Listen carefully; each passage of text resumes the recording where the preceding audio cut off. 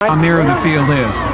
And the closer you get to it, it's crowned so much that you have a depth perception problem. But up here, it looks truly narrow. You're right. In fact, it's interesting you missed the crowning. That used to just amaze me when I first came up here for games. It could be on the visitor side, of course, and look across, and you'd only see about half of the teams on the bench on the other side. That's right. Some of the shorter players you wouldn't even see at all.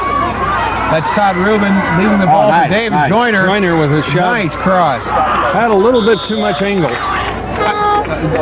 Finneytown seems to be getting more time with the ball. Well, there's an interesting thing happening here too, Steve. Of course, the score is still 1-0 Forest Park, but believe it or not, Finneytown's now passed Forest Park on shots, 8-7 by my unofficial count. Stat. And if you think about it, other than that one spurt down there that was called back on the offside, the rest of the semi-opportunities have been at this Finneytown end the last several minutes. But Phil, in fairness and to bring some balance to it, I think you'd have to say that the more dramatic shots were Forest Park's. Without doubt. You weren't implying that I'm a bit off balance, are you, John? I never do that, Phil. Some people can take that wrong. Just don't get too near to the crow's nest end there, Phil. You're right. Wouldn't you agree that they've been more dramatic or more threatening shots? Yes, more threatening, and as a matter of fact, some of them were almost can't misses that did miss. Yeah, in fact, with the exception of the offside goal called back by Finneytown, there's not a one of those other shots that you would really call a good opportunity.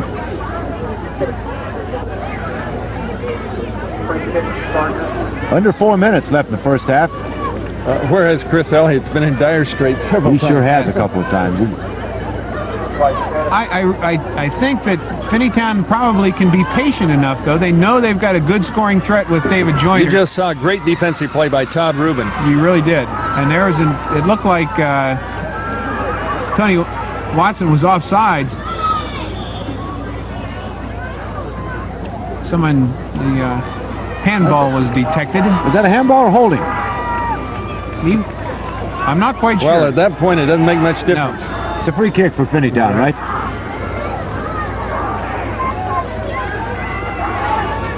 Good shot at Chris Elliott, allowing his defense to distribute themselves, or his players to distribute themselves. Yeah, interesting play there.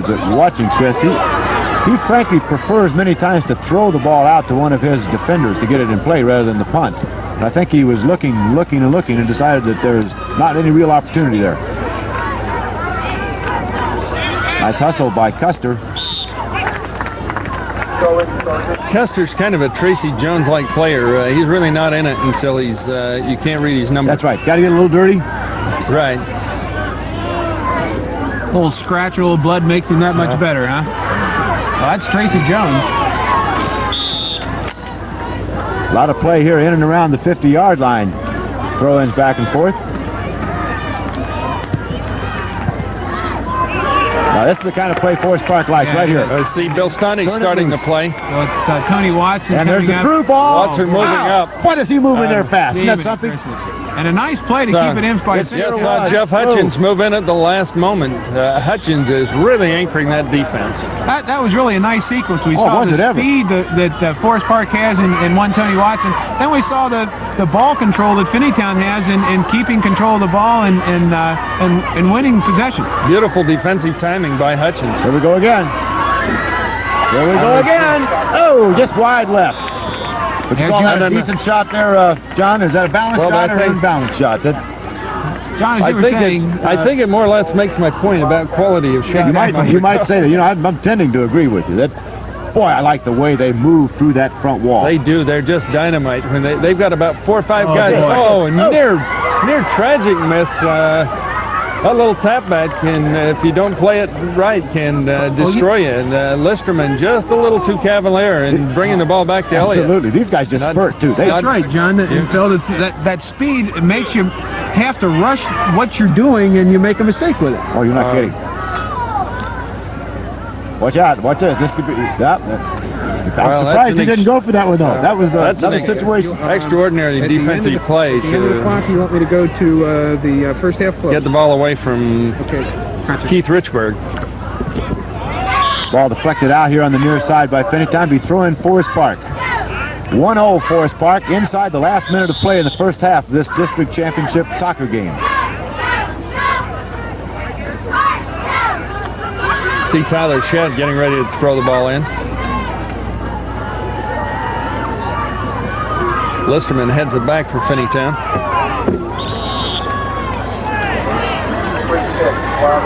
One more possibility here for Finneytown. About 20 seconds left. Right, Greg Price brings the ball deep into Forest Park territory. 15 seconds left. Be interesting to see if they get a decent shot off. And there's a shot, not too decent. 7 seconds. Probably worth the effort.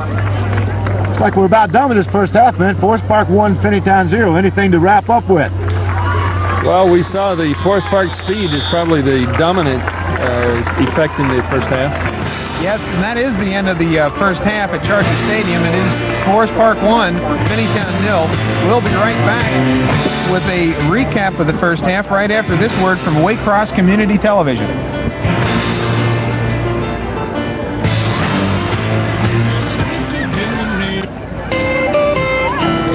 The first half, the Waycross Community Television people are going to give us those plays as soon as they can cue them up and key them. John, what's been your impression of the first half? Well, as I started to say a moment ago, the explosive speed of Forest Park, they're just dynamite from midfield. They have those 3 or 4 halfbacks plus the 2 lead wings who flood the zones, the scoring zones when they get an opportunity, and put such tremendous pressure on the Finneytown defense. We've seen many quality shots by Forest Park. In all truth, the score could be far wider than it is now. Finneytown really hasn't had an excellent scoring opportunity other than the one where we saw the violation. Yeah, that's my impression too. But Finneytown, on the other hand, is doing enough to keep the ball out of the net, whether by luck or good fortune or being at the right place at the right time. It's only 1-0. Oh, well, Finneytown is a fine team, has excellent defense. We've seen great defensive plays by Hutchins and Rubin. Listerman contributing a lot on the defense. Also, Tim Plagge comes to mind. They've really played some quality defense to be able to stay in the game. That's no easy task to try to defend against 6 or 8 ponies. No, with the speed that the Forest Park players can operate at, the speed that their game is played at, it really is. It has to be a little bit demoralizing sometimes to have that kind of opposition to run against. Well, when you're facing Tony Watson and Keith Richburg, who have high-quality speed, and Eckert is obviously a very fast player too, and Brian Matthews, you got 4 guys who can really blitz. They just can motor you to death. And we've seen Forest Park have some really outstanding shots. Several of their guys probably feel pretty badly they didn't bury a ball. I think you're right, because it could legitimately be 4-1. Okay, we're going to see a replay, John, of the first score, and here's the breakaway by Jack Ecker. The mistake by the Finneytown defense. The only thing that Chris Elliott could do was come off his line and boom. That's right, and Eckert hit the ball perfectly. He was able to maintain his lead over Listerman. He had about a 1-step lead, and he maintained it all the way down, and then he hit the ball just perfectly. Okay, now the next shot we're going to see is the shot that hit the post. I believe it was Keith Richburg. I take that back. You told me. I said it was Watson. You said it was Matthews. Yeah, we'll get a clarification here. I believe it's that shot that went off the post that Tony Watson started the play. We got a shot now of the coaches. That's Mike Whiting for Finneytown, making a point to his team. They realize that they're against a formidable opponent, but it's only 1-0, and that would be, I think, a good point to the players to make. Well, I think Finneytown can be proud of the way they played, playing an extremely tough team, and they got off a number of shots. As Phil was pointing out, they actually were leading in shots, although I don't think they had the quality shots and not nearly the threat to score that Forest Park has had. But just getting off the shots is quite an achievement against this team. I concur, and we see the Forest Park team are winning at this point of the game, 1-0. I think, as we've discussed earlier in the commentary, Forest Park certainly has had the quality shots. Finneytown has had a higher number of shots, but certainly not with the scoring potential that the Forest Park Charger shots had. We're seeing the Finneytown troops take the field again. I'm Steve Hogue. John Rice and Phil Meeker are with me, but not right now. They're refreshing themselves, so they'll be up shortly. You kind of wonder what a coach would say, as we talked earlier. There's not a whole lot you can do in terms of coaching. You do want to point out and correct things that you think your team might be doing wrong, or take a place you might be able to take advantage of and exploit a weaker player or a position. But they've pretty much cast your fate to the wind once their players take the field, and hope for the best.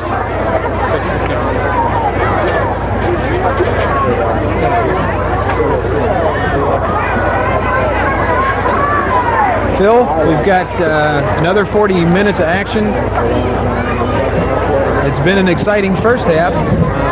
What do we expect to see? I'm sure more of the same, but anything that Finneytown could do, in your estimation, to put that one goal in to equalize? Well, frankly, I have a feeling Finneytown is going to score a goal, but I think the real question from Finneytown's standpoint is, can they stop this Forest Park offense? They've been in trouble on 8, 10, 12 different occasions down there, and only giving up one goal, which they've got to feel good about. But this team, Forest Park, showing me the capability to put in a bunch of goals. Well, they certainly had the opportunities, and hitting the post just had some really quality shots, and the score could be completely different. And Finneytown has to feel fortunate that they're in the game with only a 1-0 disadvantage, and one goal equalizes it. Exactly. Right? And they probably don't feel like that way, but they should. I would imagine that's the kind of thing Jim Miller was telling them at halftime, though, that this game is close, that anything can happen, but the guys in the back of their mind must be thinking about that post shot, that open net. Here we go with David Joyner breaking loose. And just wide. Barely missed. That was deflected, I think. Isn't that Andy Isaacson got a hand on that. That will set up a corner kick. Thing to know if it hadn't been touched, whether it gone in or not. Now that would have changed momentum a bit. Score in the first minute of the second half. That would have been the right kind of equalizer. Well, probably David Joyner just spoke on the field something we should have been saying, and that is, anytime you got him in the lineup, you've got an opportunity to score. You certainly do. A one-goal lead is not enough with him in the lineup. He is. We've got Greg Price taking the restart. Good chip. The ball, trying that little skip head, it looked like. And Finneytown comes out with control. Todd Rubin. That has to be encouraging to get a shot off like that. Oh, it sure does. We talked about quality shots in the first half. That was a quality shot. Yeah. Now we just saw Price pick one. If we way can, high. I'd sure like to see that chance again on replay of David Joyner's right in the beginning minute here of the second half. That was pretty. I thought he nailed it, but then was it the goalkeeper who? We're gonna let's see if Andy Isaacson. We're gonna take a break from the action here with a replay. That was Tyler Shedd putting the ball back in. Okay, we don't have that shot of Dave Joyner's. It got taped over. Joe Leyland driving down the left side. Finneytown back on the attack. Since we don't have that one on replay, we might as well get another good shot off here, and this could happen. Nice chip. Oh, good defensive work. Finneytown's coming up there doing some nice control. Good shot. Wow. Hey, we're getting some good action in front of Forest Park goal. Outstanding action. I believe that was Adrian Kester who got his head on the ball. Was that Kester or Joyner? I think it was Joyner. It looks like David's there. They were both there together. We'll try and cue that replay. Let's get this corner kick in and see if Bowen and nice save. Punched out by Isaacson. Well, I tell you, we were saying that. Here we go with it. Here we go with that shot. The last one. Finneytown's really taking the play to them this first part of the second half. We got the replay here, John and Phil, and that was Dave Joyner with that head. And just tipped wide again. Just tipped wide. We talked about Chris Elliott getting a real workout in that first half. Here in the first Oh, 3 minutes in the second half. There have been 4 quality opportunities for Finneytown. Isaacson has been stretched to the limit here. And Isaacson's had his first real challenge of the evening. He has. Anytime you get a keeper airborne, you're challenging him and giving him something to work with. Now, on the other hand, he has rose to the occasion. Certainly has. 4 quality shots, no goals out of it. Just that one outstretched hand to diffuse the bomb. You know, Jim Miller was pointing out something that was interesting in the first game they played at the start of the year when Forest Park won 3-0. The shots were almost even between the two teams. But on the other hand, Jim admits that he was totally outplayed in that first game. So those statistics can be a little bit misleading. Well, I'd throw a statistic in it right now. Kind of like the ones Phil hauled out of the Well, I was going to throw another one in, but I know I'd get some of this balancing act coming up here again. Probably wouldn't matter if I said right now that Finneytown was leading on shots on goal by 4, right? Well, I think that is significant this half because Finneytown has had high-quality shots. Let's keep a shot and a quality shot chart here, Phil, in the second half, and Finneytown's up 4-0. I'll put a QS by the shots that are quality shots. Oh, we saw Richburg trying to break the ball loose with the head ball. Slides off his head and over the goal. Finneytown goal kick with Jeff Hutchins lining up to take it. Good shot of Hutchins there. Yep. Surveying the field, putting the ball up towards midfield.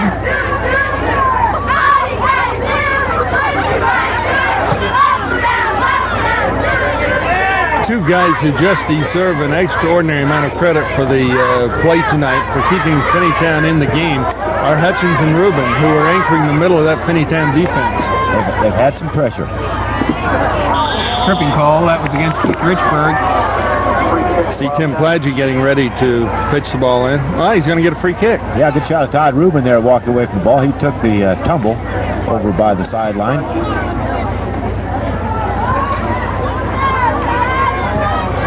It's Forest Park doesn't seem to be winning the race to the ball. That's way too early in the half to judge anything, but they don't look quite as aggressive as they did the first half, and there's no reason for that at all, so it must... Well, they certainly can't, and I'm sure that Glenn Gibson told them, don't sit on a 1-goal lead. Let's not take unnecessary chances, but 1 goal that's not a safe margin by any stretch. And we saw that demonstrated with, except for some outstanding goal play by Andy Isaacson, Finneytown has had a good measure of offensive pressure.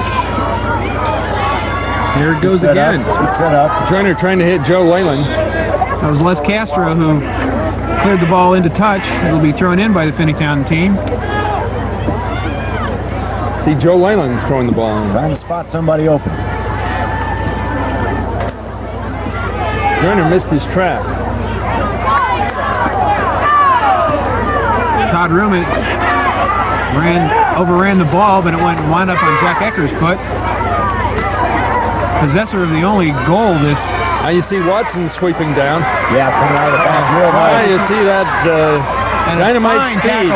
Beautiful play, but I believe that's Rubin. That is Todd Rubin and an excellent. A great play. Rubin, time after time, has shut down that explosive offense. Well, you know, that is explosive too. When old Watson comes out of the back like he did there, sweeping down that wing. He's tough. Yeah, let's see if we can see a replay on that. They're going to cue up Todd Rubin against Tony Watson, and we all know the speed of Watson. We see him move with the ball. Watch him working that wing. Now watch Rubin come in right now. On the ball.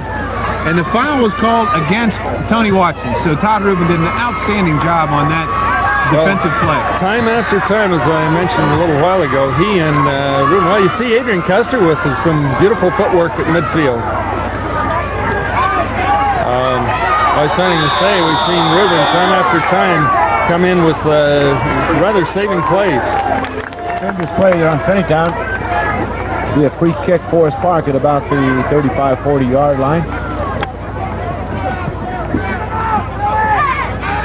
I really like these yard lines laid out on a soccer field, John. It helps me figure out where the ball is. There's a little perspective.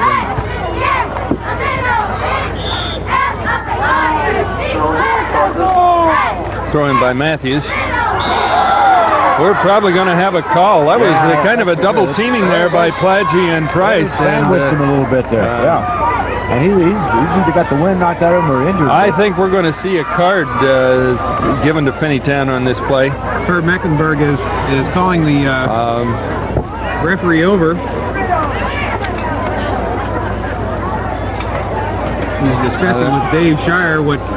Interesting, they don't seem to be attending to the player on the field. Maybe he just had his wind knocked out of him. Well, we'll see. The official is going out to meet one of the Finneytown players. We are going to see a card, I believe. Reaching in his pocket. Card given to Greg Price, and that was a very aggressive play on Price's part. Very interesting. You know, we've had 2 yellow cards on Finneytown, and both called by the lineman rather than the center referee. That's right. Which is unusual. And in almost the same place in the field. That's right. Well, once again, I think it points up the value of the three-man system, and a referee with Herb's experience seeing the foul, and the referee perhaps watching the play and not really seeing that foul occur. So the system is working as it should. Sure is, Steve. Exactly right. And the other Herb has a lot of respect. I'm sure Shire has a great deal of respect for him. Usually, well, not, I don't want to say usually, but it's not frequent you see calls like this by linesmen.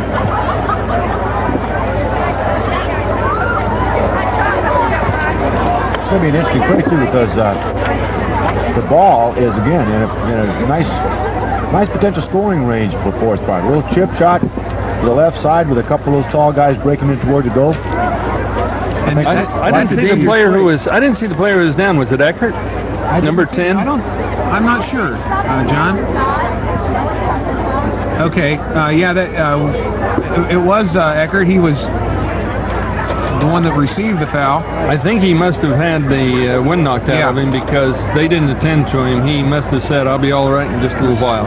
Catch my breath. With all the speed he gets. They went low with it. Low and to the right. Oh, nice little pass. Get Matthews. Nobody followed. They tried to be fine with that, and maybe too fine. Well, I tell you, that was dangerous. Yes, it was. Yeah. Waiting for the ball to go over the goal line. Todd Rubin finally got it out of harm's way, and I think Greg Price did the sensible thing. Let's let everybody clear out of there and go back to your keeper.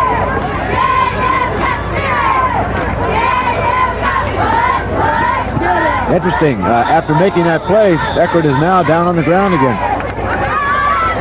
They still got some residual leftovers from that injury. He's favoring his left leg. Could it be a cramp, or we're not really getting a good view of the. He's shielded. Our cameraman can't really see how he's what the problem is. Once again, let's identify the referees. And as we said earlier, Dave Shire, who is the referee, and the two linesmen are Herb Mecklenburg and Don Tecklenburg, are voted on by the coaches and the refereeing association into position to do tournament games. So they have the experience and the trust of the coaches and other referees. Yeah. They always try to put Mecklenburg and Tecklenburg together too, because it gives you a little play on words to work with if you want. Did we see who came on for Jack Eckert? Who subbed on for Steve, I didn't pick it up. Oh, nice little pass. We have Joe Leyland going down the left side. He's got a nice Tyler Shedd with it. Tyler Shedd made a nice tackle. Now we see momentum switching the other way. Well, the substitution was Daryl Downing. He came on for... Yes, was he Downing with the ball? Yeah, the injured Jack Eckert. Nice pass maneuvered the ball smartly into scoring play. A little bit too far out in front of him. It was well played up to that point. Good defensive play by Tim Plagge, who gave, I believe it was Matthew, just enough trouble that he finally got his feet in the way of each other. And no, that's Richburg. Ball's going to drift out. Again, not a substitution to this point by Finneytown in the game.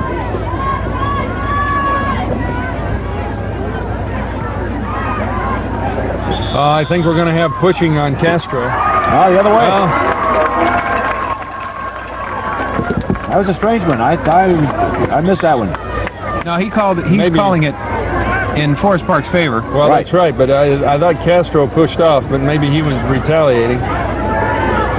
Here again, they're right in the same spot where I would play a little chip to the left side of the goal and let a couple going straight. Hey, that was a bullet, wasn't it? It was.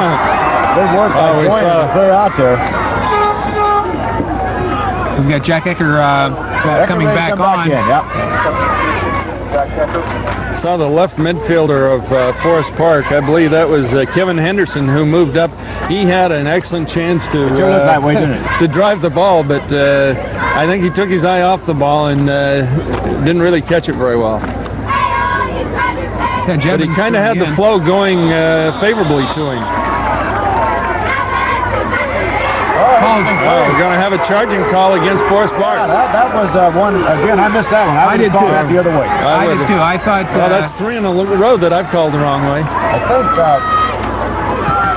one of the things these referees are really keyed into, and correctly, is the spikes coming down. And I think that might have been what the call was. Great steal again. Todd Rubin. Oh, we're going to have a tripping call. That was kind of a retaliatory play. Matthews has had his pocket picked. I'll bet we have a yellow card on Matthews here. Okay, yeah, why not? We're going to see that on replay. Todd Rubin has come in and... Here's that on replay. It was a beautiful steal again by Rubin, who clearly got him from behind. I don't think you can quarrel with that call. And one on the bench, too, it looks like. That's great camera work. That really was nice camera work. That was a tremendous job. We're also getting a yellow card on the bench here, John. Yes, I saw that. I wonder how many times Todd Rubin can pull off defensive plays like that. He is being tested tonight. He has just made sensational plays, and you can't blame Matthews for getting a little frustrated the number of times that he's had it done to him. Well, I don't know. I think you can blame Matthews because he shouldn't do that. He's in jeopardy of making a major mistake and getting turned out. He got noted.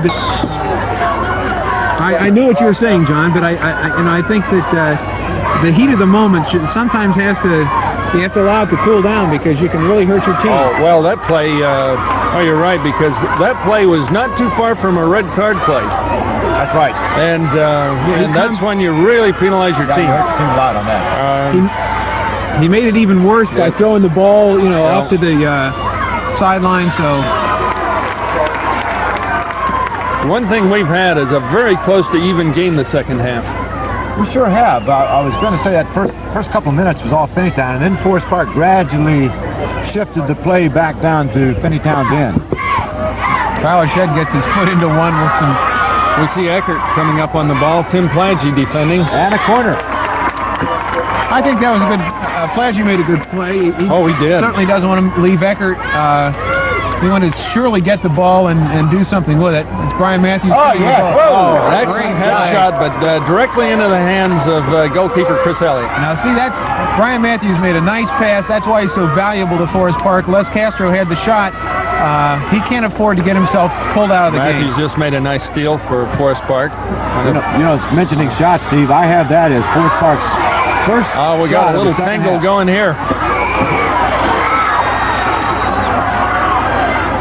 Tempers are truly flaring now, aren't they?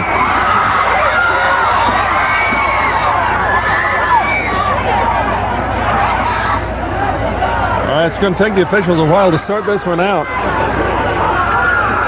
And we may well see an eviction or two come out of this. This could be interesting. I hate to see this, but don't know what's going to happen. There were two guys actually on the ground wrestling, it looked like, there for about 10 seconds.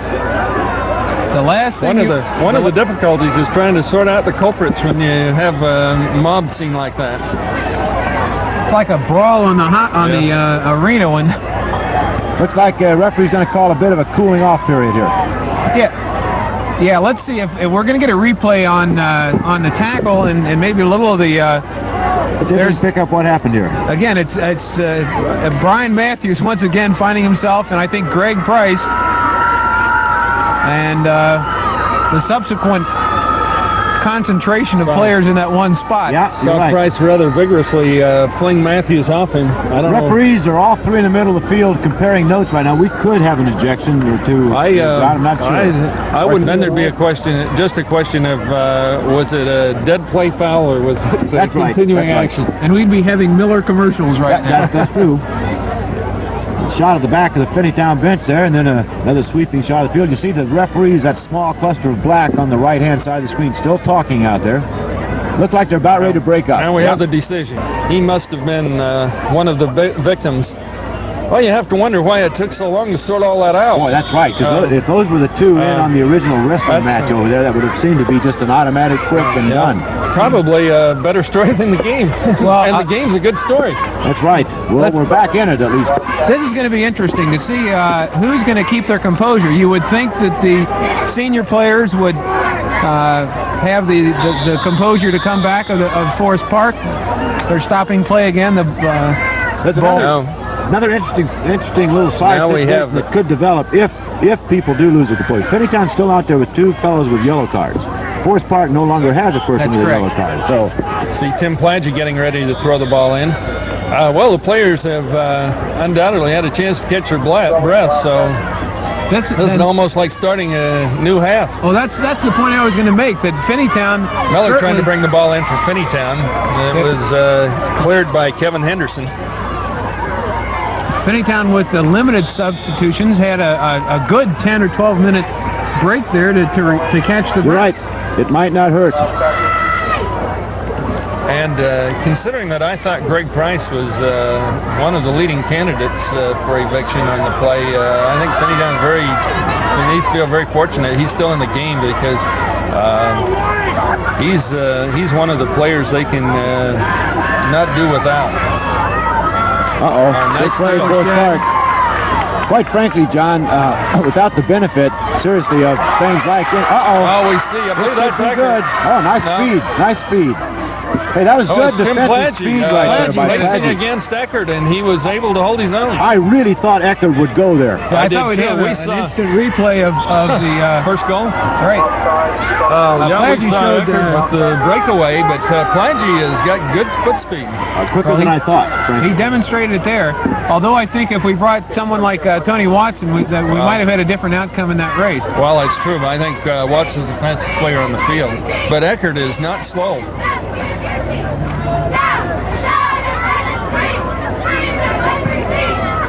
I wonder if either one of these teams would be considered to have an advantage with fewer people on the field. In other words, we're down now to nine field players on 9. Does that swing even the slightest bit of advantage to either of the two teams, do you think?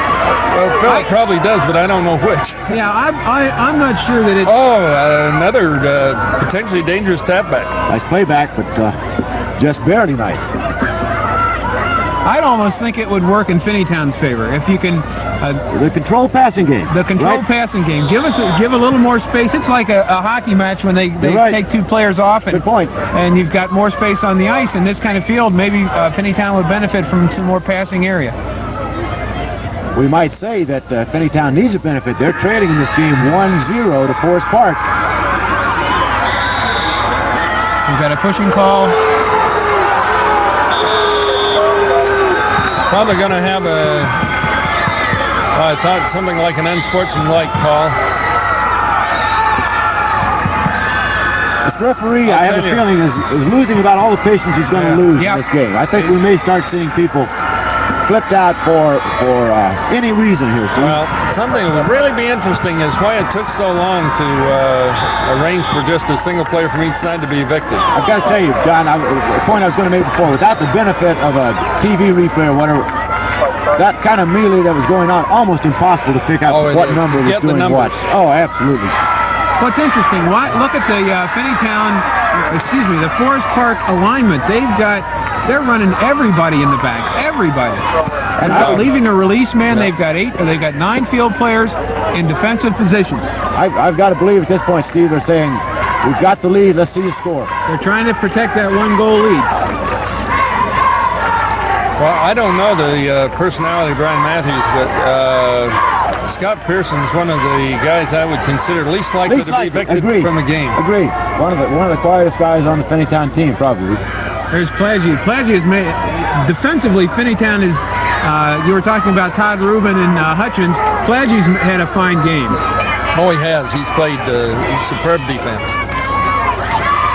That whole group of defenders for Finneytown, Losterman, Plaggi, Hutchins, and Rubin, just deserve all the credit in the world for holding Finneytown in the game against Keith Richford. In the fourth quarter now. 2 minutes left. Brookville at the 3.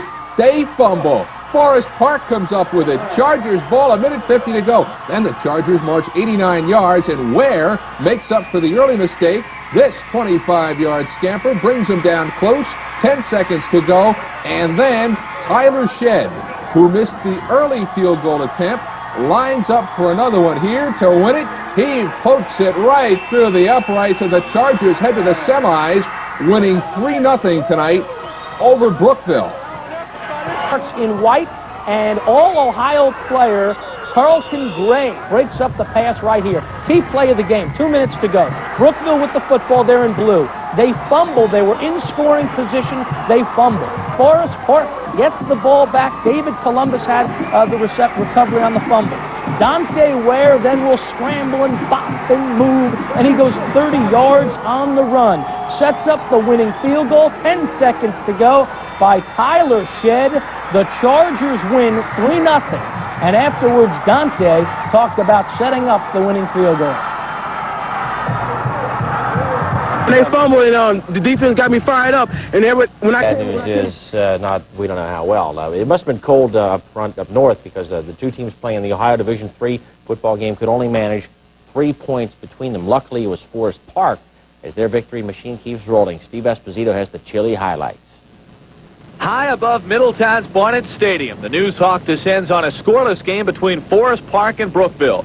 Wind chill factor close to 0 tonight, but the fans came prepared. This is football weather. Right, that's right. Good football weather. The colder it gets, the better Brookville likes it. Brookville sure had its chances. Quarterback Rich Moody with a 23-yard pickup down to the Charger 23. But a few plays later, the Blue Devils get a bit too fancy. Right out of the Sam Weiss 4th and 4 playbook, the double reverse. Moody is thrown for a 4-yard loss, and Forest Park takes over. Then, with 4 minutes left in the game, 3rd and goal from the 4, the pitch right is fumbled, and Forest Park's David Columbus recovers at the 6. The Chargers then proceed to march the ball downfield. Dante Ware, with one of his many clutch carries, takes it down to the Brookville 15. And then, with 6 seconds left on the clock, Tyler Shedd makes good on a 31-yard field goal as Forest Park turns an apparent loss into a dramatic 3-0 victory. And I'm glad we won, because I think we're going to go all the way to state. We just execute and then work hard in practice. We're going to go all the way, and we're number one. We have come from behind in the past, so no matter what type of situation we get into, I think we're going to battle back and give everybody a run for it all the way up. Prediction, 70-2.